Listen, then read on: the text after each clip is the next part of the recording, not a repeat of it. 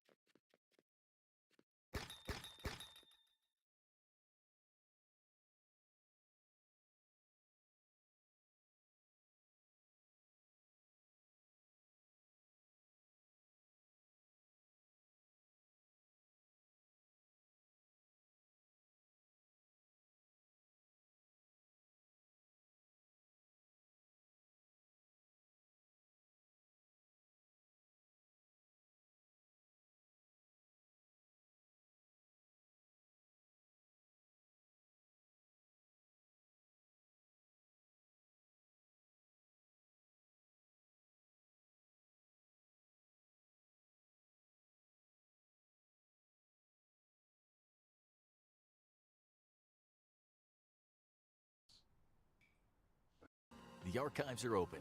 In its history of over 100 years, the FBI has classified many documents. Until now. Now these government secrets are open for anyone to see. Here are 50 of the most insane declassified secrets of the FBI, including details on one of America's most mysterious residents. Number 50.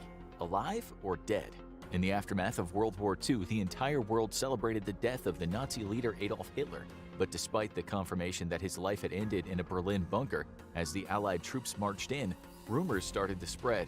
Did Hitler actually escape like so many of his Nazi allies, maybe to South America? Did he shave his mustache and go undercover as an everyday suburban man, as one ill-advised sitcom imagined? The rumors persisted enough that in the months after the war, the FBI investigated evidence of his survival, and the declassified documents showed, nope, he's dead. It wasn't the only FBI investigation related to the war. Number 49. The wife. J. Robert Oppenheimer, the brilliant physicist heavily responsible for the United States winning the race to the atom bomb, was largely trusted by the US government, despite some past leftist ties. But he was also married, and the FBI had some doubts about her. A trained biologist, she worked for the government at Los Alamos to help determine the body's vulnerability to radiation. The FBI was more concerned with her early life when she'd been involved with communist activist Joseph Dele Jr. and joined the Communist Party. This led to her being investigated by agents about her current ties and to her husband's clearance being reduced. But many FBI investigations during the era were much more wide-reaching. Number 48. Detention. Even before President Roosevelt's infamous executive order that led to the imprisonment of the United States Japanese-American population, the government was hard at work arresting people. During the war, anyone deemed a security threat could be rounded up and detained by the government during the national state of emergency, and it centered on three groups: Japanese Americans, German Americans, and Italian Americans. All were arrested with little room for appeal, and the FBI kept an exhaustive list of the numbers. But being investigated by the FBI isn't always a negative. Number 47. The Money Man. It's rare for someone to play a key role in the home front for two world wars, but Bernard Baruch wasn't an ordinary man. The stock market magnate was chairman of the War Industries Board under Woodrow Wilson and advised President Roosevelt on industry and production decades later. When anyone is that close to the president, the FBI will want to take a look at him. Did they find any red flags on the man? Given that he was later appointed to the United Nations Atomic Energy Commission by Harry Truman, it's likely a no. And in some cases, it's all about confirming what's already known. Number 46. Operation Paperclip. When the US government decided to recruit former Nazis to help with the nuclear and space programs after the war, they knew they would need thorough background checks. After all, they were okay with some Nazis, but not the worst of the worst. The FBI was tasked into digging into wartime activities of these scientists and deciding if they were valuable and relatively clean enough to become Americans. Now, on the FBI's websites, Americans can dig into the original reports of figures like Arthur Randolph and Werner von Braun. But sometimes the FBI was looking to prevent war before it happened. Number 45. Flying solo. While the US never went to war with the Soviet Union, paranoia was high about the communist nation infiltrating and sabotaging the Americans. That's why the FBI created Solo, an intelligence effort that spanned 2 decades. It's placed agents within the Communist Party of the United States to discover if they were passing information to communist nations like the Soviet Union or China. The operation was largely headed by 2 agents, now declassified as Russian Jewish immigrants Morris and Jack Childs, whose background gave them the skills needed to infiltrate Russian communist enclaves. But not every espionage investigation is above board. Number 44. In the bag. How do you get a search warrant when the subject of the investigation is classified? Simple, you don't. During the 1940s and beyond, the FBI frequently pulled off what was called black bag operations. This was when the organization would simply break into residences or businesses under the cover of darkness and search for evidence, without ever informing the subject of the search that they were being watched. Many of these never escalated to criminal prosecution, so they weren't disclosed until the files were declassified. The tactic continued until 1966 when the Bureau ordered it stopped and it was declared unconstitutional in 1972. But not all targets of FBI investigation are as obvious. Number 43. The Lady of Peace. Jane Addams was one of the most prominent early feminist reformers, a tireless advocate in the progressive era for women's suffrage and public housing. She even became the first American woman to be awarded with the Nobel Peace Prize for her role in the anti-war and anti-imperialist movement. So, why is there an FBI file on the woman? How about a treason investigation? When World War I began, Addams held fast to her anti-war beliefs and she founded a women's party devoted to peace. In the 1920s, when she opposed the persecution of communist activists, the FBI started monitoring her, but came up empty on criminal charges. But one peace movement led to more investigations than any other. Number 42. Yippee? The Vietnam War was deeply controversial, and many anti-war activists wound up being investigated by the government. Chief among them was Abbie Hoffman, whose brushes with the law would lead to what became known as the Trial of the Chicago Eight. His group, the Youth International Party, better known as the Yippies, was frequently investigated by the FBI over a period of 5 years, those digging through being portrayed by Sacha Baron Cohen in the movie The Trial of the Chicago Seven. One bloody day would come to define the Vietnam protest movement and lead to years of FBI investigation. Number 41. Blood on American Soil. It started out as any other peace rally in 1970, with students at Kent State University in Ohio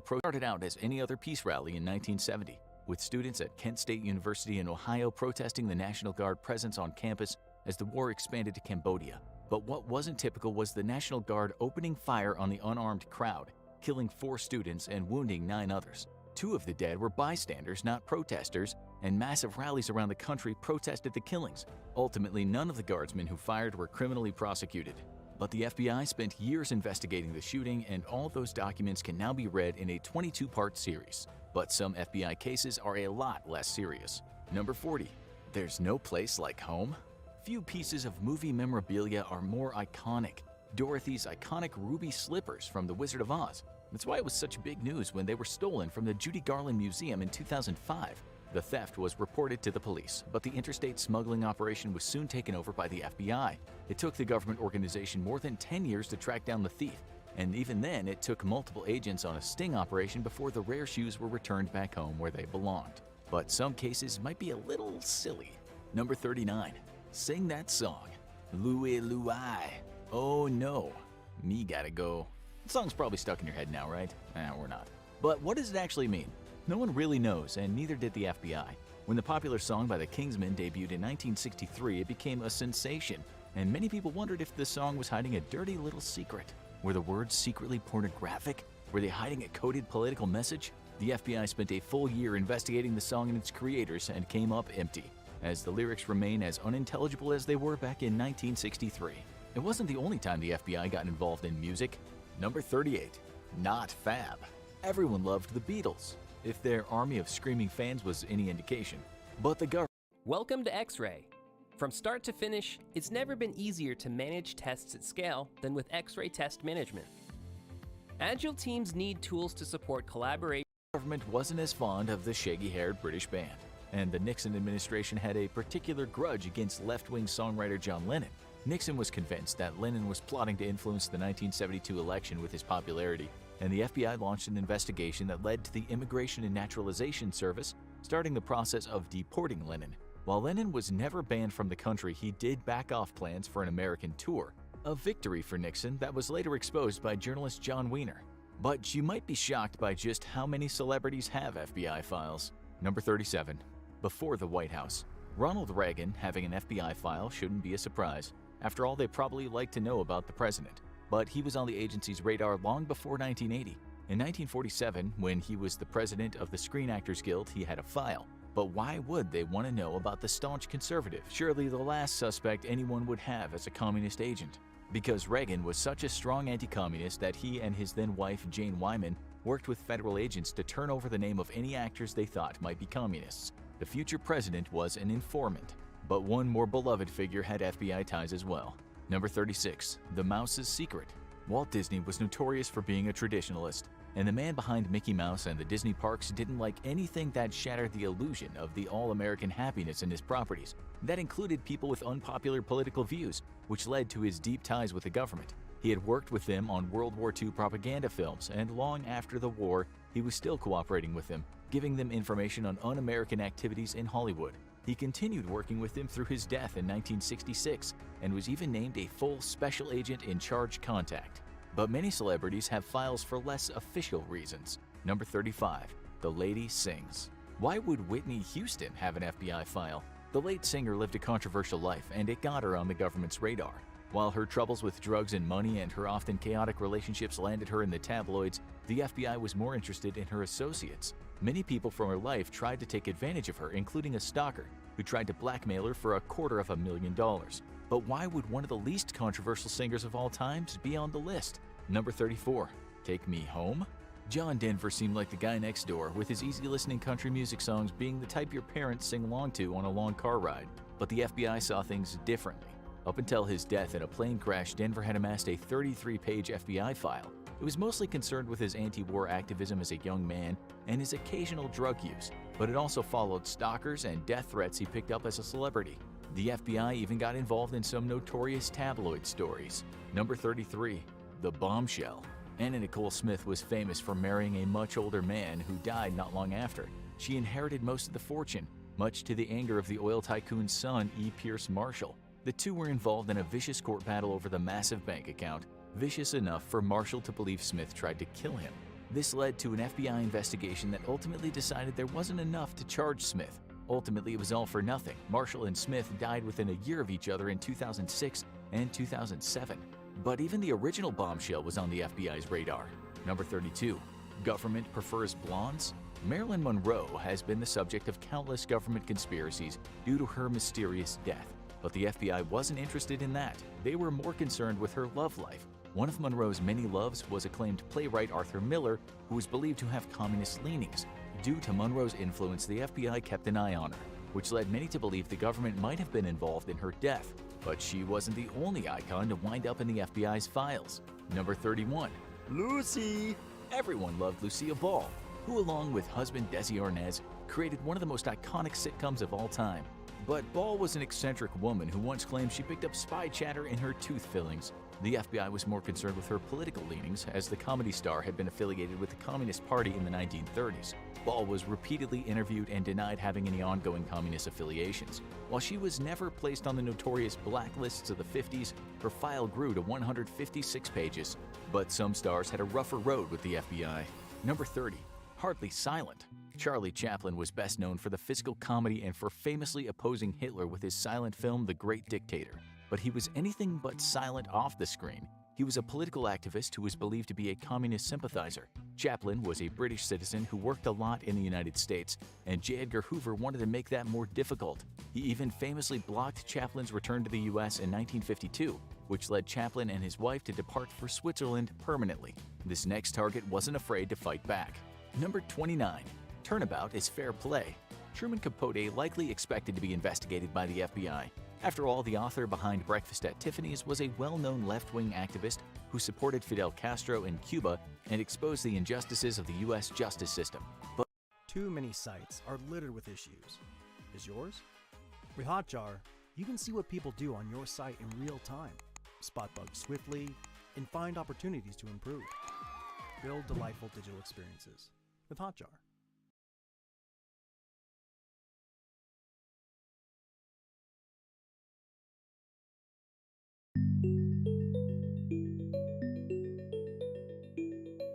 Hello, welcome and thank you for joining our conversation on driving DevSecOps in the enterprise. My name is Bart McAllister and I'm on the enterprise team here at Datadog. And we're very fortunate to have Cormac Brady joining us today. Cormac is an enterprise CIO and CTO with over 20 years of experience driving large initiatives in enterprise settings. Cormac, thanks so much for being with us. Thank you very much for having me, Bart. So for starters, could you tell us a little bit more about yourself and your trajectory? Absolutely. Thanks again. I'm very, very lucky and fortunate that my career trajectory has been with one of the most respected companies in the world, Thomson Reuters. 23 years ago, I landed in Wall Street, New York, and found myself supporting market data and trading platforms in the financial services community. And then year after year, integration after integration, acquisition after acquisition, scaling and supporting IT services, application development, and operations. I learned the value of collaboration and partnership with so many groups, and feel blessed. And you had been collaborating for 10, 15 years, and that had driven a lot of success for you, both on your teams and personally. And then, so it wasn't a foreign concept to you. But then all of a sudden, 10, 15 years into your career, people start talking about DevOps and now DevSecOps. So I'm curious what those terms mean to you and why they're so important right now. DevOps, DevSecOps, to me, um, they mean the same thing. They're teams collaborating together to achieve the right business goals, achieve the business outcomes the company is looking for, the team is looking for. DevOps, yeah, certainly DevOps was a concept and term introduced 10 plus years ago. Now, transitioning into DevSecOps came many years later, but the principles back then were no different than they are now. That tight collaboration between Dev and Ops facilitated more effective project delivery, more effective resolution of service incidents, but not uncommon to most technology leaders is the frustration about project delays because you've failed to integrate or get help from security early in your project cycle, and you find out late in your delivery that you needed to do something that you haven't done, or there's a significant flaw architecturally, and that brings delays. So with the momentum of DevOps behind me, I was early, always trying to find ways of improving our engagement with security to eliminate these delays, to be more effective in our management of our services. And that was, not unlike many firms around the globe, was the need, the necessity that is now the term that we coin DevSecOps, where you have security now partnering effectively with dev and operations. And you have a strong conviction that this needs to be a top priority for any technology leader, because the competitive landscape is very intense, but also very dangerous as well. DevSecOps is a business imperative as far as I'm concerned. How we delivered services and software delivery 5-6 years ago is very different today. But why did the colorful author have a 200-page FBI file? That might be because he made a personal enemy of J. Edgar Hoover by spreading rumors that the FBI chief was in a homosexual relationship. Sometimes it's not anything someone does, it's what the FBI thinks they can get. Number 28. Hard Rock. Rock Hudson was one of the first true matinee idols, a handsome movie star who became a sensation in the 60s, but he had a secret, and the FBI was ready to take advantage. Hudson, a closeted gay man, was interviewed by the FBI, and the 34-page FBI file can be accessed online, but not all of it. The file is still heavily redacted, which has led many to wonder what the FBI wanted with Hudson, who famously became one of Hollywood's first AIDS casualties. Sports brought a surprising number of figures to the FBI's attention. Number 27. The Breakthrough. Few figures in American history have become more universally loved than Jackie Robinson, the man who broke Major League Baseball's color barrier. But after his accomplishment, Robinson refused to be quiet and play ball. He became involved in the civil rights movement and supported presidential candidates from both parties. But what got him on the FBI's radar was his support of a Harlem facility for the International Workers' Order, which had supposedly had communist ties. But one sports icon was on the FBI's radar for far less savory reasons. Number 26. Shame of the Yankees. George Steinbrenner was many things, including the owner of the Yankees during one of their most successful periods. But he was also a notorious crook. He made illegal donations to Nixon's re-election campaign, wound up paying a $15,000 fine, and then campaigned to be pardoned of the charges. While he eventually got his wish, his shady financial dealings led him to have an extensive FBI file from 1986 to his death in 2010. Sometimes people get investigated before a big promotion. Number 25. The man for the jobs? Steve Jobs is a big name to anyone who loves their Apple computer or iPad or iPhone, but he was on the government's radar as early as 1991. George H.W. Bush was considering appointing him to the Export Council, and the FBI conducted routine background checks. What they found wasn't routine, and it likely torpedoed his appointment. Not only did they find out that he experimented with LSD as a teenager and spoke positively of the drug, but many people stated that they believed Jobs was a serial liar and a manipulator. But why would the FBI investigate Helen Keller? Number 24. Silent No More. Most people know Helen Keller as the young deaf-blind child who was taught to communicate by vision-impaired schoolteacher Annie Sullivan. But as soon as Keller learned to communicate, she was determined to never be silenced again. She became involved in feminist causes, opposed President Wilson's policies, and even co-founded the American Civil Liberties Union. A proud socialist, she quickly wound up on the government's radar where she has a 45-page FBI file, something she would no doubt be proud of. But many of the FBI's files were about the infamous, not the famous. Number 23. The Big Man. Few names appear in the FBI's archives more than Al Capone, the legendary Prohibition-era gangster. While Capone's most storied opponent was Agent Elliot Ness, Ness never worked for the FBI, but the Bureau was keeping tabs on him anyway. Capone was ultimately tripped up not by his smuggling and mob activities, but because he underpaid the government and was nabbed for tax evasion, something the FBI's 36 files on him no doubt caught. Even Supreme Court justices could be on the Bureau's radar. Number 22. The Good Judge. Thurgood Marshall had a complex life, rising from being a civil rights activist and lawyer to becoming the first black judge on the Supreme Court. But his FBI file doesn't look the same as most activists. As an early member of the NAACP, Marshall knew that he would be spied on. That's why the savvy scholar reached out to J. Edgar Hoover in the 50s and met with the FBI leadership. By providing information to them, he helped protect the organization from accusations of being a communist front. But not all judges had such a stellar reputation. Number 21. The Bad Judge? When Abe Fortas was appointed to the Supreme Court by Lyndon Johnson in Eve to me is basically freedom. It's a giant open universe where you can do whatever you want. You can have really relaxed, slow-paced stuff where you can take it easy. Or you could be on the edge of your seat, shaking, making split-second decisions. This is Eve. You know, it's a crazy universe where anything can happen, and however you want to do it, go for it. I would describe myself as a kind of a freedom fighter.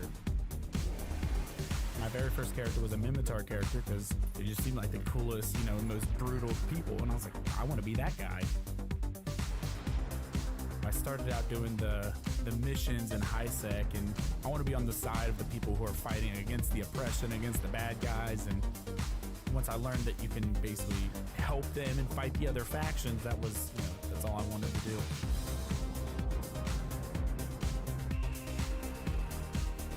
It's a very satisfying feeling, starting out at the bottom and working my way up, getting to more advanced, situations, bigger ships, bigger enemies, and all that kind of cool stuff.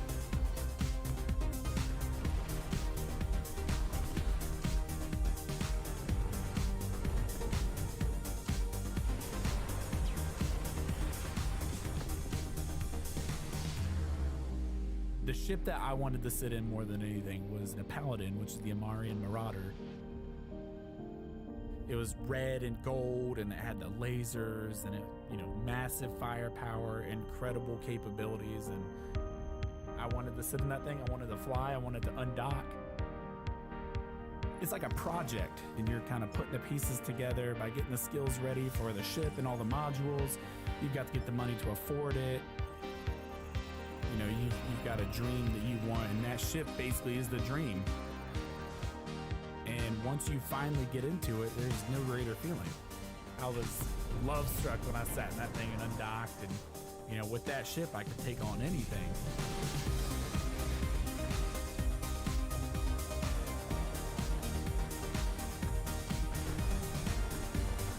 There's so many different forms of PvE that trying to wrap your head around it, you've got a ton to do.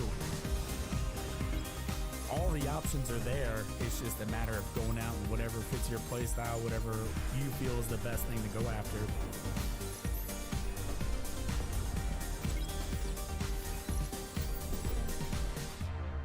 Basically just jump into whatever catches your attention. It's a huge universe. There's a lot in it. Get out there and try it.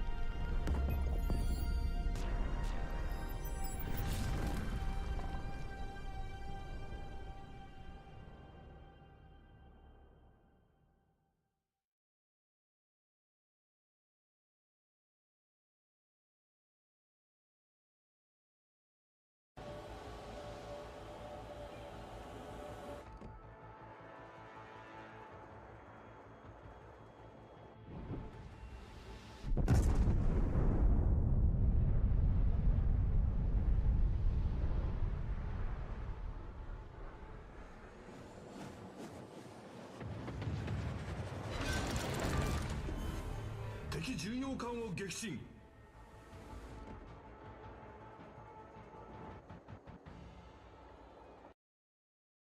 In 1965, he was already a close ally of the president, maybe too close. He was plagued by rumors of obstruction of justice, and when he was going to be elevated to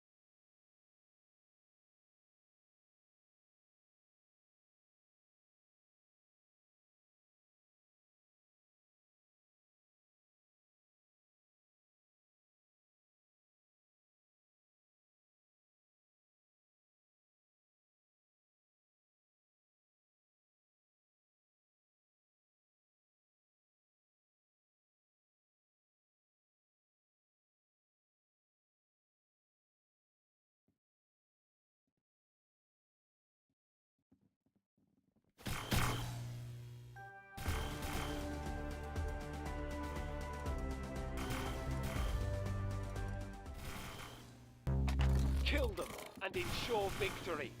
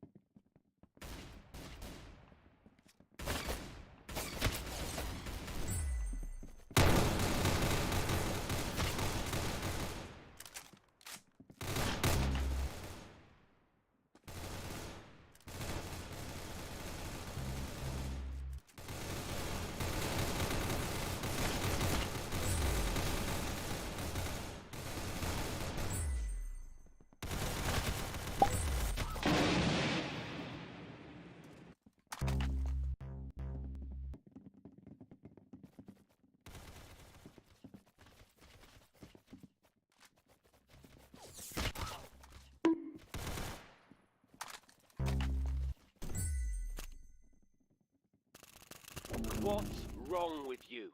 Don't let him do that.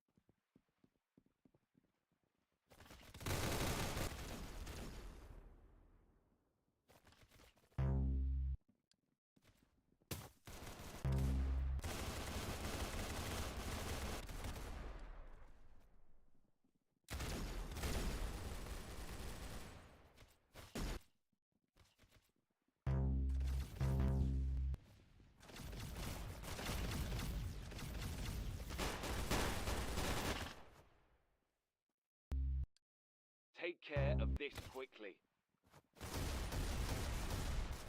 Show them who's boss, all right?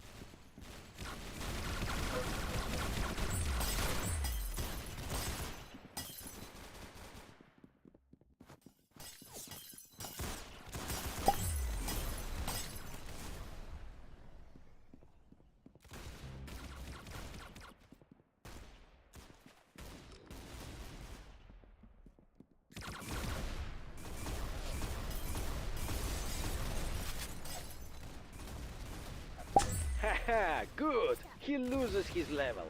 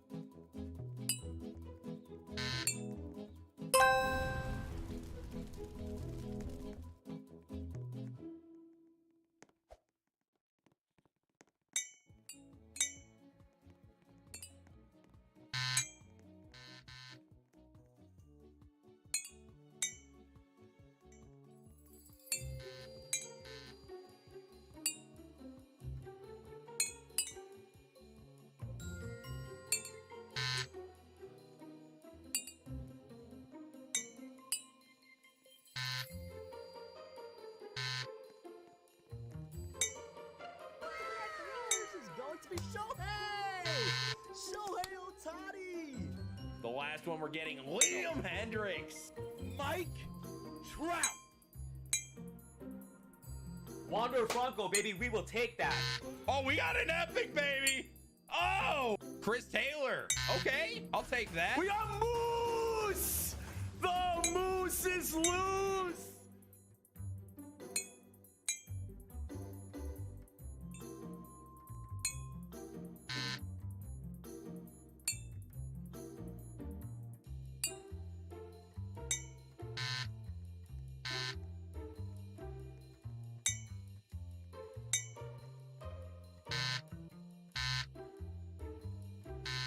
Guys, look at this check I got from Audible. Seriously, I'm still in shock. This is working.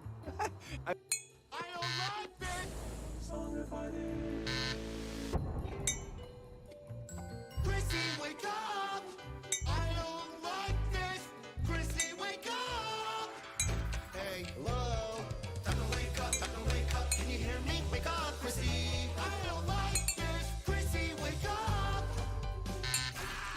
scare you. You okay? Give me the word, I'll just walk away. Do you ever feel like you're losing your mind? On a daily basis. You know, this isn't the first time we've met. Corroded coffin, how could I forget? I don't know, Chrissy, you're a freak. You know, you're not what I thought you'd be. Eddie, did you find anything? Peaceful bliss, just moments away. Chrissy, wake up! I don't like this! Chrissy, wake up! Hey, whoa! Time to wake up, time to wake up. You hear me? Wake up, Chrissy! I don't like this! Chrissy! Please just say it's Chrissy! I don't like this! Chrissy, wake up! These cynical minds see the time. Love fun and making this love that's true. These cynical minds got a little jealous, Steve Hands is actually a good dude. I would never jump in that lake to save your ass.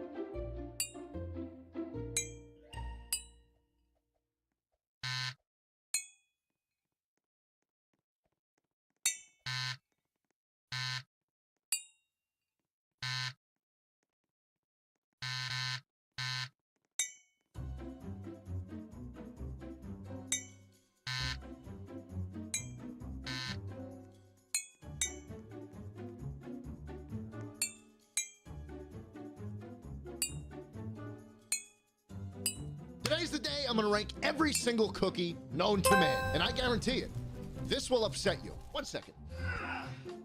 Inside this box is every cookie I know. I got the tier list here. We're gonna go through them, rank them from S to F, S being the best and F being the worst. And we're doing it live. We're doing it live right now on twitch.tv/JSchlatt. The first cookie of the night, Chips Ahoy, baby. I'm not gonna lie to you. This is the most basic cookie imaginable.